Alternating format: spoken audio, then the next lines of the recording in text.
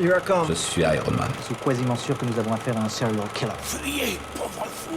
Agent spécial d'Oufy. Tu n'es qu'un jouet. Alors, pour Les Éternels, donc film réalisé par Chloé Zhao, donc qui est le dernier bébé des productions Marvel, tout le monde l'a vu là aujourd'hui. Donc on va commencer par l'avis de Ekichi. Qu'est-ce que t'en as pensé de ce film ? On va éviter. Il y a eu un accident, excusez-nous, le casque a pris... Ça va, je t'ai pas cassé ton appareil photo, ça va. Le photographe a pris un coup. J'allais tousser gentiment. On coupera. Donc voilà. Donc Ekichi, alors ton avis sur... Alors tu disais que tu voulais pas qu'on spoil. Ouais, on va peut-être. éviter de spoiler parce qu'il est quand même assez récent. Mais mais j'ai envie qu'on parle un petit peu de la structure du film que je trouve qui est complètement différente. Et surtout, donnez votre avis sur le film de manière... entre guillemets, pas objectif, mais en tout cas ce que vous avez ressenti devant le film. Alors moi j'ai assez bien aimé le film, j'ai trouvé beau, même si ça manque de technique parfois, au niveau des textures, de certains effets. Il y a à la fois un bon point et un mauvais point pour moi, c'est le fait d'avoir mis vraiment chaque personnage, donc les 10 personnages, vraiment chaque personnage a une ethnie différente et un faciès différent. Alors c'est à la fois bien parce que clairement ça permet de bien de les identifier et de ne pas les confondre, parce que s'ils avaient mis par exemple 3 beaux gosses bruns, on aurait été là, alors lui c'est lequel déjà ? Donc ça c'est un bon point de pouvoir les différencier. Mais le fait qu'ils soient chacun d'une ethnie différente, pour moi, on en avait parlé, je crois, dans la première émission. Je crois qu'on est toujours dans on fait ça, on met les minorités pour, toi, comme ça, ils se protègent. C'est trop, en fait. J'ai l'impression que c'est parce que j'ai trop voyant, tu veux dire ? Voilà, c'est ça. J'ai l'impression. Je trouve ça dommage de toujours vouloir entre guillemets justifier le fait de vouloir des minorités, etc. Comme ça, on a mis tout le monde. On va pas se prendre à attaquer. En fait, ce qui est un peu problématique avec ce film, c'est comme l'a dit Johan, c'est que c'est justement trop voyant. Un petit peu comme la scène dans Avengers Endgame où on voit ce plan de toutes les femmes présentes dans le MCU qui sort de nulle part et qui justement dénote par rapport au rythme de la scène globale. Et même globalement, je pense que on s'identifie pas à ce genre de plan. Il est trop parfait pour qu'on y croie. Et je pense que c'est un peu le problème des Éternels, c'est que pour moi, je l'ai trouvé tellement lisse sur beaucoup de points que je me dis... En fait, il arrive trop tôt, ce film, déjà dans les enjeux de Marvel, là, on n'en est pas là, hein, on débute à peine le multivers, et là, il nous parle quand même d'êtres qui sont cosmiques et qui sont plus gros que des planètes, quand même. Pour moi, ce film, il arrive légèrement trop tôt, c'est pas une fausse note du MCU, parce que je pense qu'il doit avoir un but précis pour être là, mais par contre... Je suis quand même, entre guillemets, un petit peu déçu parce que je le trouve justement pas à sa place, là, actuellement, dans la phase 4.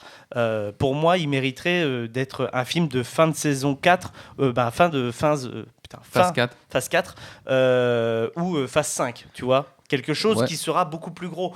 Là, on est proche quand même des êtres comme Galactus, des mecs qui bouffent des planètes. Ouais, parce qu'au final, en fait, on t'introduit des personnages qui sont assez puissants, quoi. Donc au final, c'est des dieux, hein. C'est ça, en fait, ça aurait été plus plausible de les faire arriver en fin de phase en te disant, bah voilà, eux ils arrivent, en théorie, la prochaine phase, vous verrez, ça va être une dinguerie. Et moi, je pense que c'est pour introduire les persos pour Thor ou les prochains gardiens, tu vois. D'accord. T'as des... Comment on appelle ça ? Des Éternels qui sont dans l'espace à la fin. Oui, complètement, oui. Voilà. Du coup, je pense que c'est pour ces films-là. Ok. Voilà. Après, au niveau des comics, je sais pas si... moi, ça me dérange pas. J'ai pas cette sensation que ça arrive trop tôt, etc. Mais après, il y a peut-être encore... il y a toujours plus gros avec Marvel. C'est vrai que là, on est vraiment dans le très très gros. Là, je vois pas comment ils peuvent faire plus. J'ai aussi peut-être remarqué, alors je sais pas si vous aussi, des problèmes d'échelle. J'ai l'impression que les Célestes, des fois, ils sont peut-être plus gros et sur certaines scènes, je sais pas, j'ai l'impression qu'il y a des problèmes d'échelle. Il faudrait un deuxième visionnage. Mais en tout cas, j'ai eu vraiment cette impression des fois. Mais tout à l'heure, il était beaucoup plus gros que ça. Et là, il est plus petit. Mais quand on arrive là, c'est que t'es pas dans le truc, du coup. Moi, ça me décroche un peu parce que je suis vachement visuel et quand je vois, mais c'est vrai que c'est des petits problèmes que j'ai détectés. Je sais pas si. Dans l'intro, tu vois, avec leurs mains, ils créent un soleil. Alors ça donne une idée Oui. de leur échelle. C'est ça. de taille. Ouais, Oui, même complètement. quand on voit la personne qui elle parle, elle est sur sa tête, et après par rapport à le céleste qui émerge de la terre, j'ai l'impression qu'il est plus petit, mais alors qu'on nous dit qu'ils sont plus ou moins tous de la même taille. Enfin, bon voilà, c'est un petit problème peut-être qui est justifiable. Donc, ton avis, il est plutôt positif ou plutôt négatif? Très mitigé parce que alors, le coup des ethnies, quelque part, ils s'en servent pour ça sert le film, puisque par exemple celui qui a l'ethnie, on va dire indienne, du coup il vit là, Oui. c'est une star, donc du coup ils ont créé un peu cette, on va dire cette mythologie. Moi je pensais au début vraiment en ayant vu la bande-annonce qu'ils avaient aidé l'humanité, etc., et qu'ils auraient été considérés comme des dieux, mais au final dans le film ils vivent avec les humains pendant plusieurs milliers d'années, donc je trouve ça bizarre que l'humanité ne s'est pas dit bah tiens il y a des dieux, ils sont comme ça. Non, on a inventé entre guillemets Jésus, Bouddha, alors que non, en fait, ils ont vécu des milliers d'années avec eux, ils ont vu à quoi ils ressemblent, pourquoi ils n'ont pas été idolâtrés. Donc c'est peut-être une incohérence, en tout cas, pour moi, historique.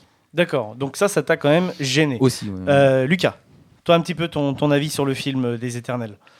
Bah, disons qu'en fait, j'en attendais rien. Ouais, Parce que les bandes annonces, la première bande annonce, j'ai trouvé, mais très molle. ouais, Ouais, faut le dire. il y avait rien, ça donnait pas envie. La deuxième, je me suis dit, ouais, il y a un peu plus de baston, ouais, pourquoi pas. Et ouais, bah après, le film, au final, je suis pas forcément déçu. Mais ouais, en fait, par rapport, ça peut être con de dire ça comme ça, mais Black Widow, il est arrivé trop tard. Oui. Et celui-là, comme tu dis, il est arrivé trop tôt. Ah, je pense. Je Hein. pense qu'il aurait dû introduire vraiment un gros enjeu par rapport à tout ça. Mais pas à ce moment-là où on sort à peine de Endgame avec tout ce qui se passait avec avec tout ce qui se passe avec Thanos, la mort de spoiler alerte, la mort de Iron Man, tout ça. Au final, on arrive à une sortie de ça et on nous balance directement un gros morceau. Je pense qu'on aurait dû attendre un petit peu et vraiment laisser le truc arriver avec le prochain gardien, le prochain Thor, et introduire ça à ce moment-là. Le problème, c'est que si ça serait plus tard, il y aurait eu encore plus de. Déjà, beaucoup de gens se demandent, ils sont là depuis le début, mais ils n'ont rien fait, parce que pour moi, il y a aussi une espèce d'incohérence. On nous explique qu'on a besoin d'eux, des Célestes, parce qu'ils créent des planètes, ils créent des humains et tout, mais Thanos a voulu anéantir juste la moitié de l'humanité. Alors, à ce compte-là, ça les desserve. Donc, ils étaient obligés, normalement, d'intervenir. Oui, bah ça, c'est une. Donc, c'est une incohérence, pour moi, qui est, du coup, expliquée dans le film comme non, il faut. Ah non, mais même avec l'explication qui est dit dans le film, que l'on citera pas là, c'est complètement bidon. Voilà. Parce que, justement, elle dit cette phrase juste avant, en mode Thanos a éliminé la moitié de la population. Oui, elle le dit Elle dans le dit film. l'argument en mode, nous, on nous a dit de pas intervenir, on n'est pas intervenu. Bah, c'est faux, en fait. T'aurais dû intervenir, meuf. C'est ça, parce que tu te contredis. votre but, c'est de garder. Je le dis pas. Voilà pourquoi, pour pas spoiler, mais votre but, c'est de garder l'humanité justement. Ouais. Plus votre but, c'est il faut que l'humanité se développe de plus en plus pour un but, mais c'est votre mission. Donc le fait de voilà. Petite incohérence. Ouais, donc, complètement. Ça là-dessus, et je trouve qu'il y en a beaucoup dans ce film. Après, par contre, visuellement parlant, moi, c'est en demi-teinte aussi. J'ai trouvé qu'il y avait quand même énormément de jolis plans. Oui. Par contre, je suis pas du tout fan du tout des visuels des déviants. Oui. J'ai regardé un peu sur les comics et ils disent que effectivement dans le film les déviants sont vraiment réduits au minimum. Mais C'est les en méchants fait, point barre. Mais même, Donc, à la base ils sont complémentaires avec les éternels. mais oui, mais complètement. Parce qu'en fait, en gros, un déviant, comme dans un comics, c'est un vrai Minotaure, c'est un vrai centaure. Tu sais, c'est vraiment en fait ce qui a permis d'alimenter les mythologies humaines pendant les dizaines de milliers d'années que, entre guillemets, ça a pu se faire. Et là, c'est des sortes de cybernétiques organiques chelous. Comment tu veux créer des mythologies genre tiens, ça sera un Minotaure, tu vois, ou un centaure, alors que c'est juste en fait une espèce de tissu humain tu sais, qui bouge avec de la mécanique à l'intérieur. Bref, je m'y retrouve absolument pas du tout. Ça aurait pas été du plus tout. logique de faire venir des personnages qui font un peu mythologiques par rapport aux éternels qui, au final, chacun de leurs noms représente un peu du coup une mythologie. C'est comme je disais, le fait qu'ils aient vécu avec des humains, ils les considèrent pas comme dieux. Et à côté de ça, il y a d'autres dieux. Ça aurait été vraiment pour moi pertinent qu'il y en ait un qui soit considéré, qui aurait créé la mythologie de Jésus, toi, qui est genre il ressemble à Jésus et c'est comme ça qu'il aurait été. Toi, ça aurait été fun, genre un peu rondouillard, celui il aurait fait Bouddha. Là, ça aurait été logique dans la construction du film, alors qu'en fait, pas du tout. C'est vrai, non mais je suis assez d'accord avec toi et c'est pour ça que mon avis est plutôt mitigé sur ce film. Mais en soi, il y a certains trucs que je retiendrai qui sont vraiment très bien et que je ne citerai pas là pour éviter les spoils. Mais pour moi, la scène post-générique, la deuxième, est absolument incroyable. Celle qui met en scène le personnage de Kit Harington. pour vous citer, ça annonce du très très lourd, puisque son personnage est vraiment vraiment très très très très intéressant pour la suite. Gary. Mon avis, c'est ça? Ouais, ton avis, ouais, et puis après on passera donc à la dernière rubrique de l'émission qui est le multivers. D'accord. Non, mon avis également très mitigé. Bon, j'adore les films qui mélangent la science-fiction, c'est apporté par les éternels qui ont beaucoup de technologie, et les fantastiques apportés par les déviants. Le côté mythologique, un déviant représente une créature mythologique, C'est en ça. théorie. En théorie. Plus le casting que j'aime beaucoup, Ouais. Kit Harington, Richard Madden Ouais, qui c'est joue ça. Robb Stark. C'est ça. Et on en parle de Sardoche. Alors honnêtement, je l'ai vu marqué sur son papier, je me suis retenu. Alors, Qu'est-ce qui se passe? Alors, en gros, c'est quoi il- cette histoire? il y a un streamer donc qui s'appelle qui fait des lives sur Twitch qui s'appelle Sardoche, et en fait il y a un acteur dans Les Éternels qui ressemble comme deux gouttes d'eau Ah, c'est lui. à Sardoche. Et d'ailleurs, on va parler vite fait parce que bravo à eux en tout cas de ce qu'ils ont fait. Esteban porte le t-shirt du Z-Event, et bravo en tout cas pour Action contre la faim d'avoir levé 10 millions vraiment d'euros.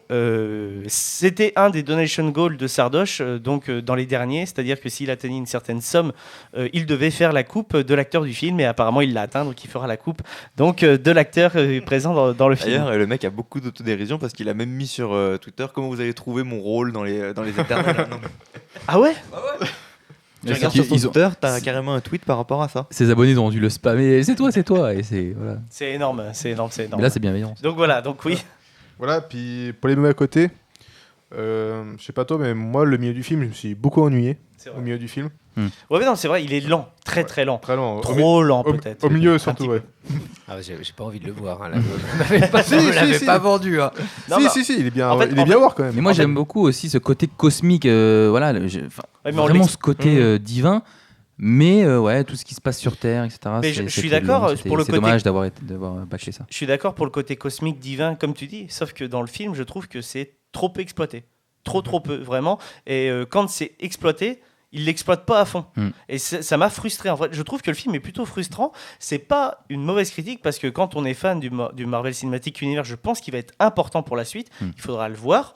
Ce n'est pas une fausse note pour moi de la part de Marvel. Par contre, Non, ouais. je trouve que il est clairement en dessous des dernières productions, et surtout de la dernière en date, qui est Shang-Chi, et que beaucoup de monde ont renié, et pourtant c'est une petite pépite.